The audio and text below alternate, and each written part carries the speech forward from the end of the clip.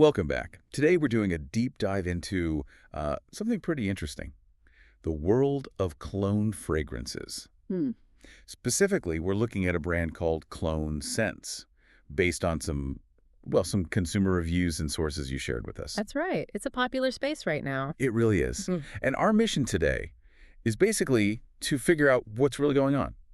Cut through the hype. Mm-hmm. We want to unpack their big promise, smelling like those super expensive designer perfumes, but, without the crazy price tag. Yeah, the value proposition. Exactly. Mhm. And weigh that against, well, the warnings and what actual customers are saying, the real experiences. Okay, so the basic idea, the fundamental concept here, is Klone Scents trying to give you identical scent profiles to the big names. Identical, that's a big claim. Well, that's their aim. They say they use high-quality ingredients, and really the goal seems to be making those fancy smells accessible. Right, democratizing scent, kind of. Sort of, yeah. They've got gender-neutral options, gendered ones too, and most bottles are priced the same, $39.99. $40. Yeah.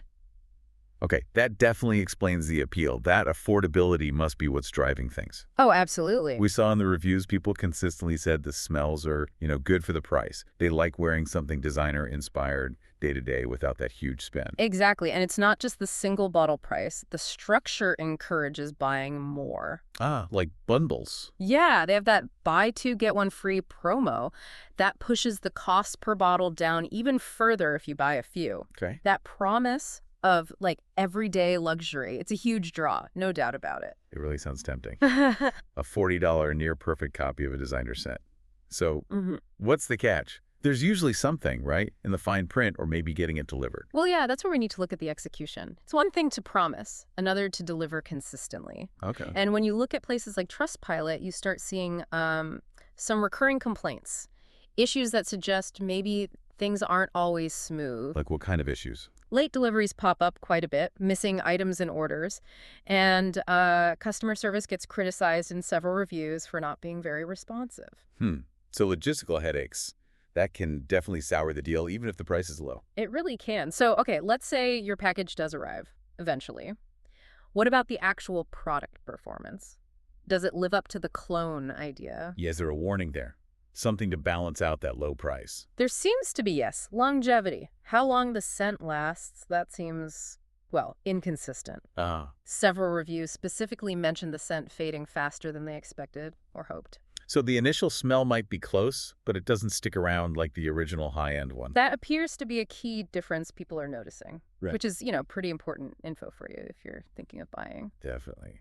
Okay, now digging deeper into the sources, there was a really critical financial warning.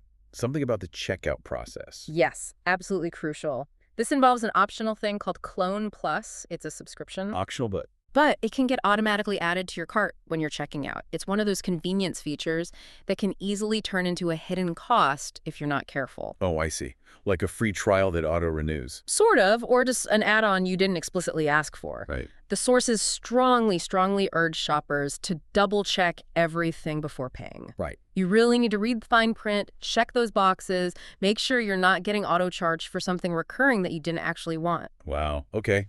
That's a big one to watch out for. So let's try and synthesize this, pull it all together. Okay. Klone Scents does seem to deliver, at least partially, on being an affordable, stylish way to get that designer-like smell for daily use. It does, broadly speaking. It gives you the scent profile without that, eye-watering price tag. But it comes with risks. No. Potential for poor logistics, those delivery and customer service issues. Potential for the scent not lasting as long.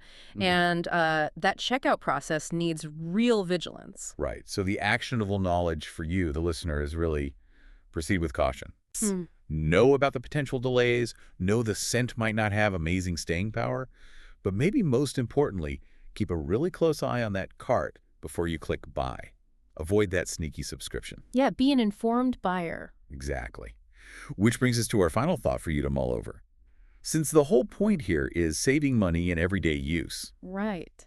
how might those other costs, the potential hassle of late deliveries, bad service, maybe fighting to cancel a subscription you didn't want, how might those hidden long-term costs actually stack up against or even outweigh the initial savings on that $40 bottle? It's a good question. The total cost of ownership, not just the sticker price. Something to think about. Thanks for diving in with us today.